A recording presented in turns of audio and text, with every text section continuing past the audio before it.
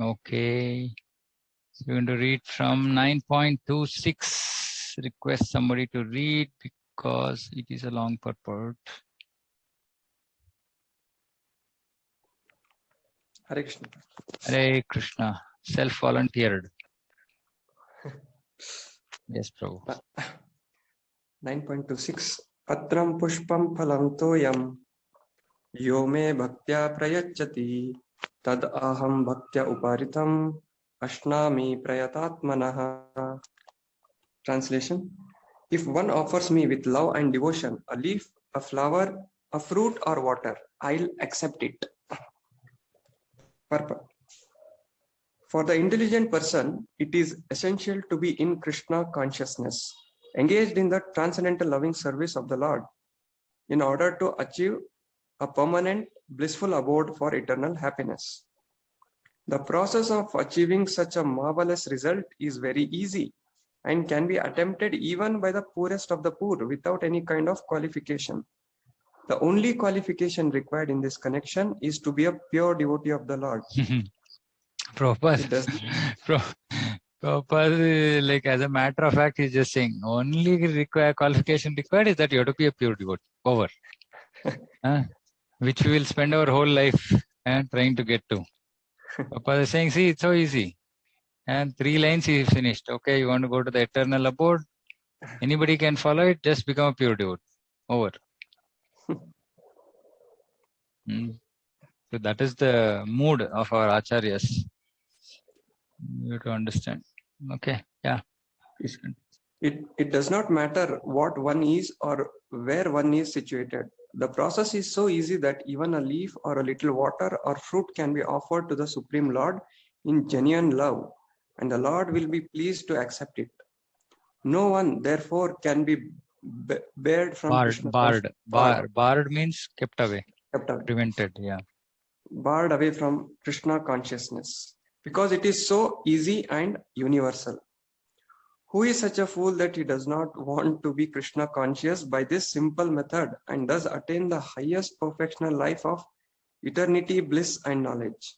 Yeah, actually, we don't understand or appreciate this much. Simple method.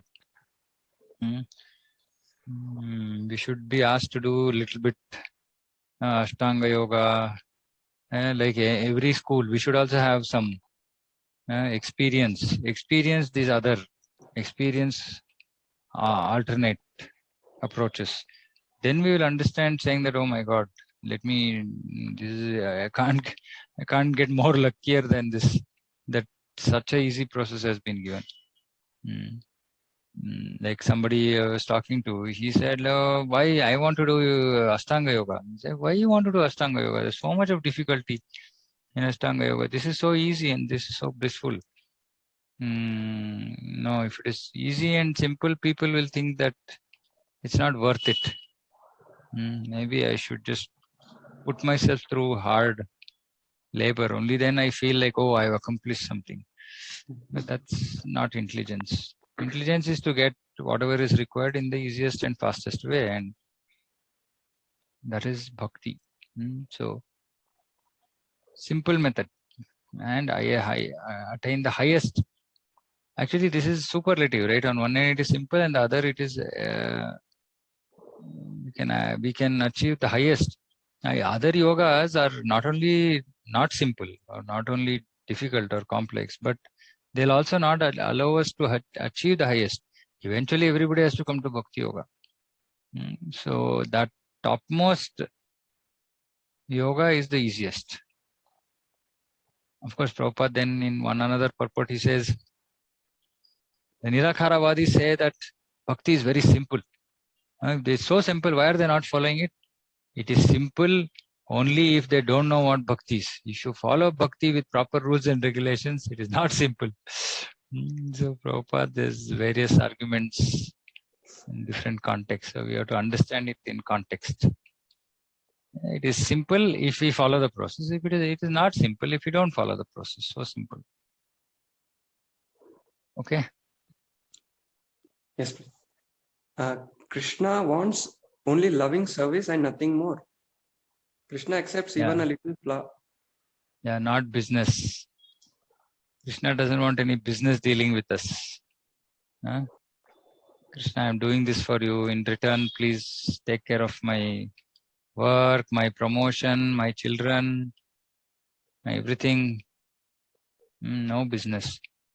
Actually, they see the beauty about Krishna consciousness is that if we do it without any expectation, Krishna will anyway take care of it, because that is love. Prabhupada in one purport, he says in that 7th chapter, people who surrender and don't surrender. Amam dushkritino moda. The next verse he says that, people Chaturvidya bhajante mam jana sukritino arjuna. He says they come to Krishna because there is affection. So when I first read this, I was wondering, how is there any affection? I mean, this is business.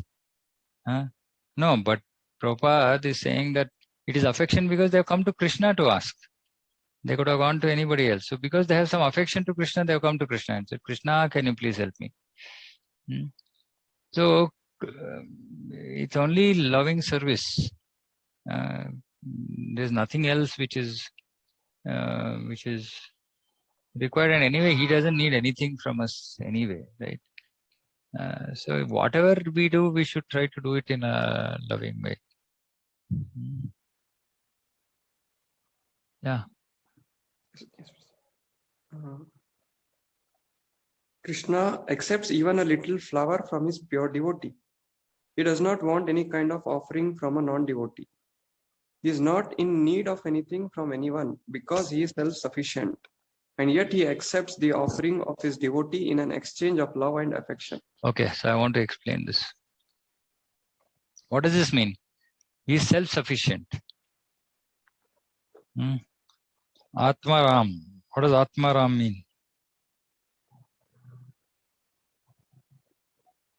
What is the meaning of Atmaram? Anybody knows?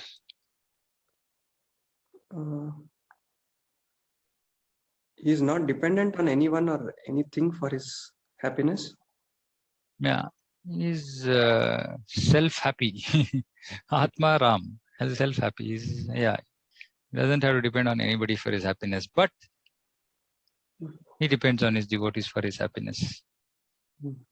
So this is Achintya Bheda Bheda. Because people say, because he is self-sufficient, why then he has to have any exchange of love and affection? And that is Krishna. That is Achintya Krishna. So, if you all remember, there's, one devotee who had come in one class, and that person asked me, is Krishna partial to his devotees? I said, yes, Krishna is partial. And then that person got offended and then stopped coming to classes, because people can't understand, saying that if God is partial to his devotees, then what kind of a God he is? But Krishna doesn't care. I mean, he doesn't care whether somebody thinks that it is right for him to do it or not right for him to do it. He just wants to take care, loves his devotees, and he wants to take care of them, because they do everything for his pleasure, and he also does everything to do whatever is necessary for them. So though he is self-sufficient, but he is open to doing anything for pleasing his pure devotee. And when we say pure devotee, then we know that this person is not doing anything for selfish interest. So he is happy to violate his own, Atmaram, and he becomes dependent. He is, when we go into the Vrindavan Leela, we understand why he is not Atmaram. He has no control over his happiness. Mother Yashoda will make him hold a stick in her hand and he'll start crying. Gopis, Radharani doesn't speak to him and he's upset. So all kinds of emotions, and his happiness is absolutely not in his hand. He's absolutely not self-sufficient that way. He depends on his devotees. So that is why this is beautiful. Actually, this we will not get anywhere. Exchange of love and affection, which so openly Krishna reciprocates with his devotees. So we should feel very fortunate, actually. Now, whenever we think about Krishna, we should feel, oh my God, how unfortunate, how unqualified I am. How is it that I'm even attempting something like this, like trying to establish a relationship with Krishna, and we should feel very happy that we are at least trying to do that. Krishna is amazing. So yeah. To develop Krishna consciousness is the highest perfection of life. Bhakti is mentioned twice in this verse in order to declare more emphatically that bhakti or devotional service is the only means to approach Krishna. No other condition, such as becoming a Brahmana, a learned scholar, a very rich man, or a great philosopher, can induce Krishna to accept some offering. Without the basic principle of bhakti, nothing can induce the Lord to agree to accept anything from anyone. Bhakti is never causal. The process is eternal. It is direct action in service to the absolute whole. Okay. So bhakti is never causal means that ahituki, like basically there's no reason, there's no cause. I'm doing this because, that is not bhakti, that is business. And process is eternal, we understand that it is direct action in the service to the absolute whole, because we are directly engaged in serving Krishna. This also lack of, that we don't need any qualification to become a devotee is also so amazing, right? We all have so many disqualifications. I was talking to some devotee today, and they're saying, "Oh, even in Krishna consciousness, there are, so many different people who have different moods and different, like people practicing in the mode of goodness, bhakti in the mode of goodness, passion, ignorance. Now, all kinds of things are there." Because in other, like in one purport in Bhagavad Gita, Prabhupada writes, in the Gnana school, they don't even accept grahasthas. There's no place for grahasthas because for them, yoga means complete abstinence from sex life. But then he says, no, see, in bhakti, even that it's a low class. From Gnana path perspective, person who is married, person who is engaged in grahastha life and all that is low class, not the high class one. But the Prabhupada writes, bhakti is so powerful that it can take anybody and convert them, make them a pure devotee. But we should practice properly. Otherwise, we will not, we cannot actually experience. And so, bhakti is the basic principle. Basically, bhakti means love and affection. Do everything. And, this is also mostly, unfortunately, nowadays, devotees don't, not many devotees seem to understand, saying that bhakti means actually service. Like they're happy doing their own sadhana, chanting, reading, etc. But they don't want to share this knowledge with others. That is not love. And because if we love somebody, then we want to go and talk about them, no, to others. Saying, this person is like this, he's so amazing. And like this, if you love somebody, if you have some, affection for somebody, you will talk about that person to whoever you meet. So like that, if we really love Krishna, then there's no way. Actually, loving Krishna is a different thing. It's a very high, tall order for us. But even if we love Srila Prabhupada, whenever we hear Srila Prabhupada's name, inevitably, I mean, I've not yet come across anybody whose hair don't stand on end when he hears Jai Prabhupada, right? I mean, it's like that. So we have love for everybody, has love for Prabhupada, whoever is in ISKCON. Love for Prabhupada means what did Prabhupada love the most? Preaching, giving this to others. So bhakti means that love. Love means it has to translate to preaching. There's no other way. It cannot manifest in any other way. So we should give this to anybody and everybody possible, as much as possible. Okay.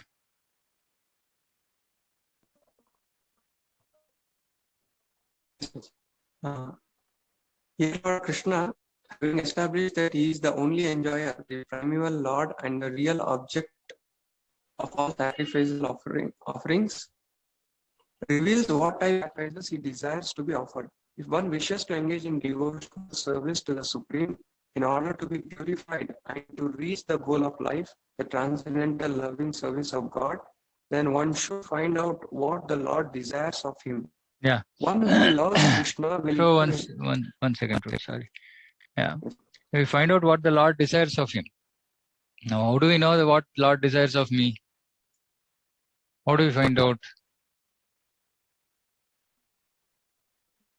Anybody wants to answer? How do we find out what the Lord desires from me? What he wants me to do? How will we find out? His representatives, His spiritual master. representatives. Yes.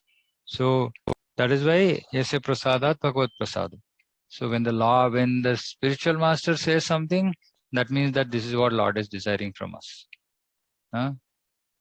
So we have to be, that is why initiation means Bhakta Kare, Diksha Kale, Bhakta Kare, Atma Samarpan.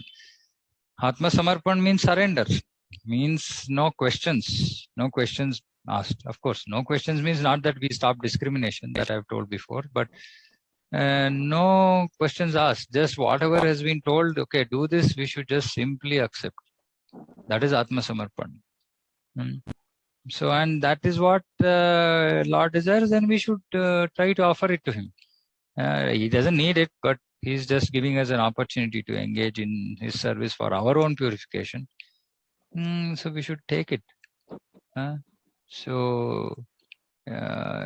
nowadays, unfortunately, in general, initiation means, okay, I've been in the system for some time. I've been chanting Hare Krishna. I know this person who is recommending for initiation from this guru. So over, done, job.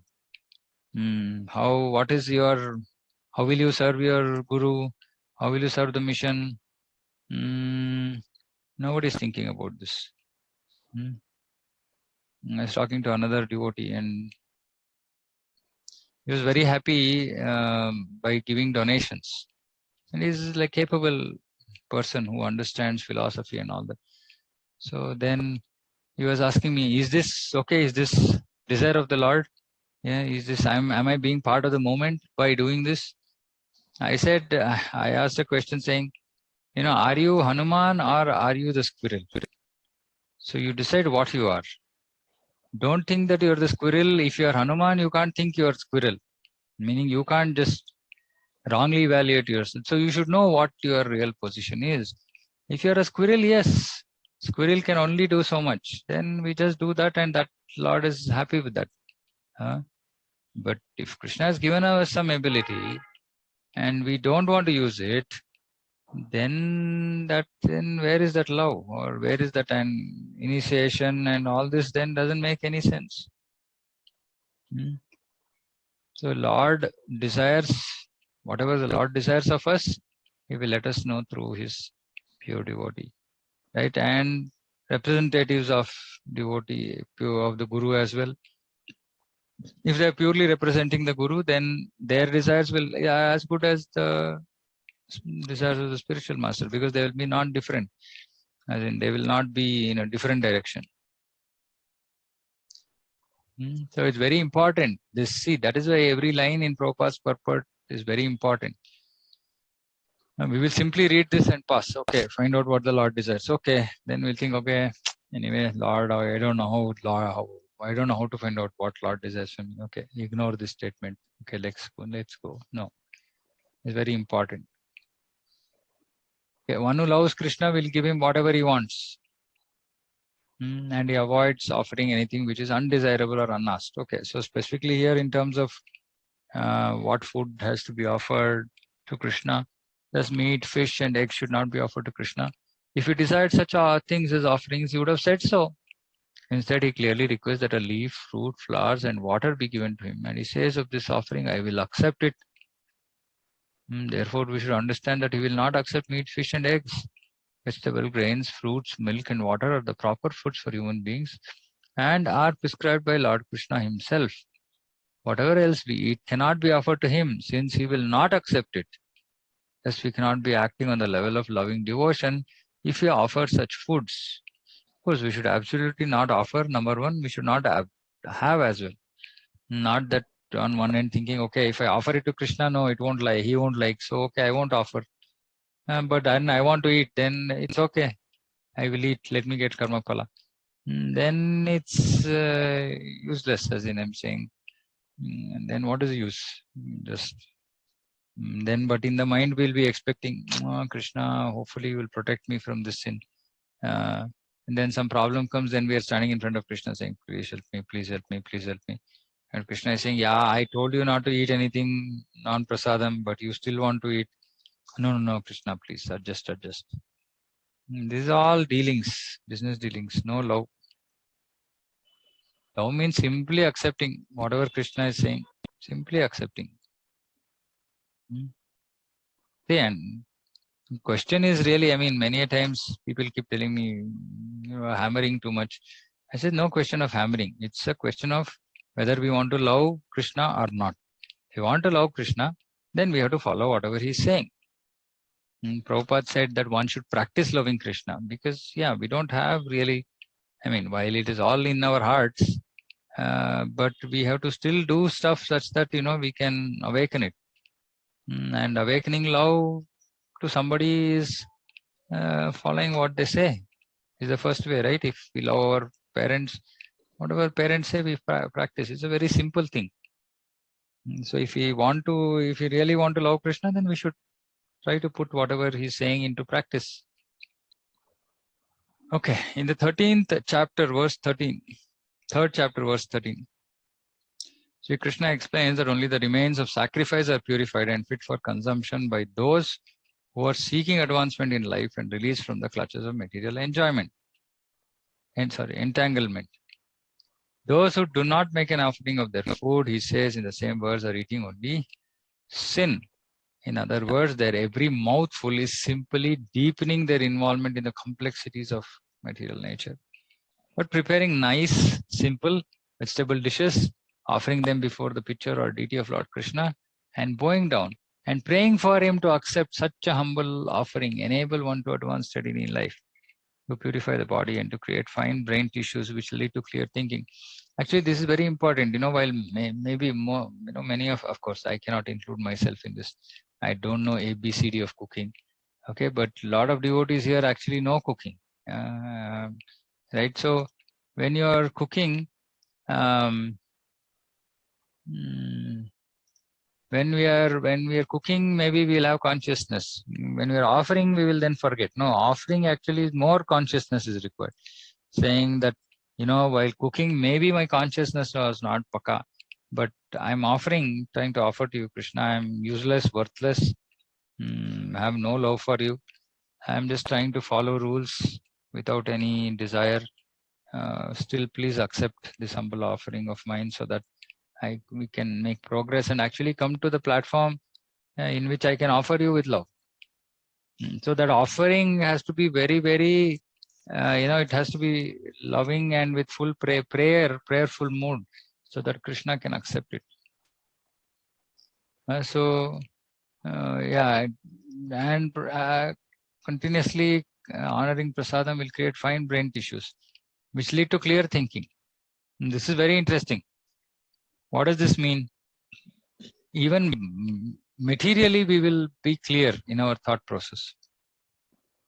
Decision making, how to deal with relations, emotional entanglement, all this will get resolved. Once as we honor prasadam and we are chanting and we make progress, then there's no question of confusion. There's no question of confusion. Should I do this? Should I not do this? No. Initially, we'll experience this a lot because actually we are still in the early stages of cleansing.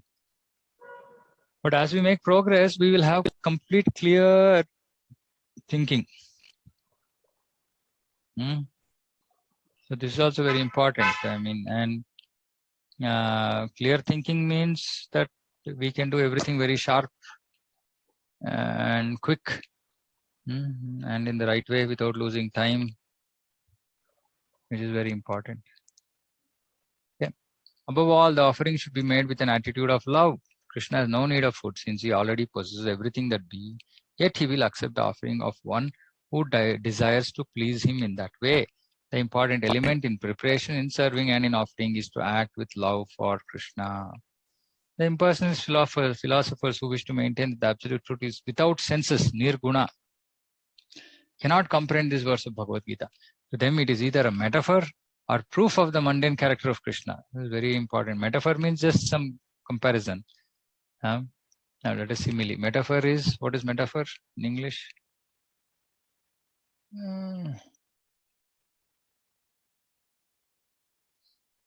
Metaphor is a figure of speech, okay, in which a word or phrase is applied to an object or action. Yeah, so figure of speech. When we speak of gene maps and gene mapping, we use, yeah.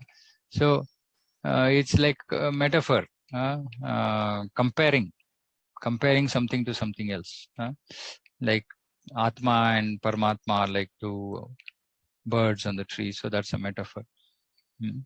So it's a metaphor. So, it's like you use that to interpret it however you want. Or proof of the mundane character of Krishna. Krishna is mundane. If he's spiritual, he didn't want to eat, he didn't have to eat. But because he's mundane, he's saying, offer me all these things. So Prabhupada is saying, for these impersonalist philosophers, they'll either consider this as simply a metaphor or proof that Krishna is mundane. But in actuality, Krishna, the Supreme Godhead, has senses. And it is stated that his senses are interchangeable. In other words, Angani yasya sakalendriya vritti manti. In other words, one sense can perform the function of any other. This is what it means to say that Krishna is absolute, lacking senses. He could hardly be considered full in all opulences. Amazing logic. See, Prabhupada is just mind-blowing in his logic. Because if he lacks senses, how can he be complete? How can he be full in all opulences? So he cannot be lacking senses. The 7th chapter, Krishna has explained that he impregnates living entities into the material nature. This is done by his looking upon material nature. And so in this instance, Krishna is hearing the devotee's words of love in offering footsteps. He is wholly identical with his eating and actually tasting. Just hearing is as good as eating. So which means that when we simply offer him with love, those words of love that we offer is equivalent to eating. This point should be emphasized because of his absolute position. His hearing is wholly identical with his eating and tasting.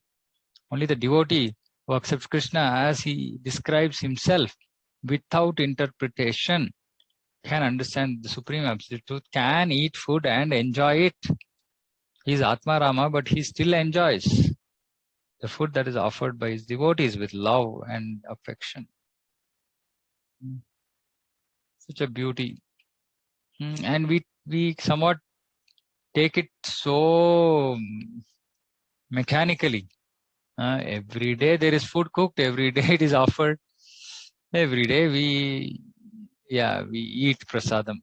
We don't even think of honoring prasadam. So what happens is things that initially when we come to Krishna consciousness, all these things are so unique and new to us, and we are so excited about everything. As years pass, everything becomes routine, mechanical. We just lose the taste. And again, so we have to keep our consciousness clear as much as possible, associate with devotees who have clear consciousness, then try to make progress. So just prasadam, Prabhupada made great devotees by just prasadam that he cooked and offered to Krishna, because Krishna definitely accepted everything that he cooked out of love. And those who honored that prasadam were immediately affected. So it just depends on our quality of surrender. Whether we can impact somebody else's life or not depends on the quality of our surrender to Krishna, Guru and Krishna. Okay, anybody has any questions or anything to say?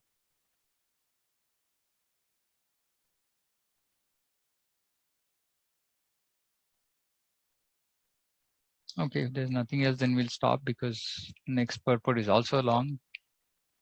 We'll pick that up next session. Oh, actually, no. But yeah, anyway, it's important verse. So we'll discuss few things. Okay, one question. If you're offering mentally but unable to have prasadam, yeah, I mean, yes, we are incurring sins for whatever. If we are not eating offered food, then we are incurring sin. But anyway, we don't have to worry about this sin. Krishna understands our position. So at the end, he will knock off all those sins. So you don't have to worry. But yeah, technically, yes, we will be incurring sins, sinful reactions. But yeah, we can pray to Krishna. Only Krishna can help us out. Okay. Any questions, comments from anybody?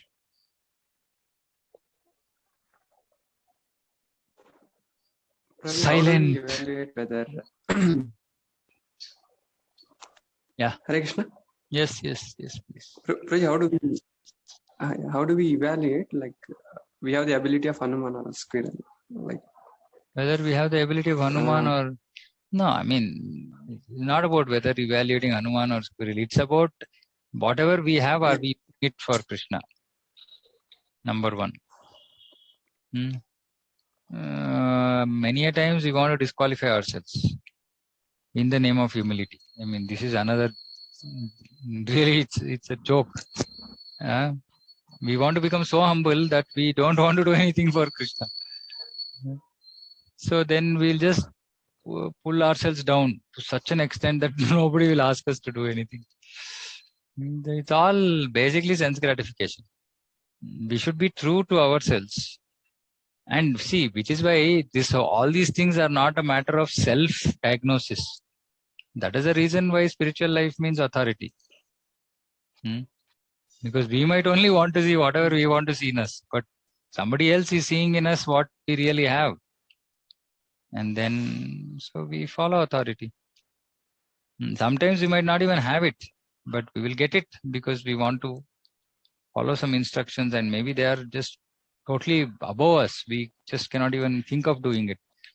But because we are just sincerely desiring to do it, Krishna will empower us, Guru will empower us. So the whole point here is whether, whatever it is, whether we are squirrel or Hanuman, we should anyway try to do more than that. And who will recognize, identify where we stand and what we are capable of is our spiritual authorities. That is why it's very important that everybody has spiritual authorities. So that is the only way. It cannot be by self-diagnosis.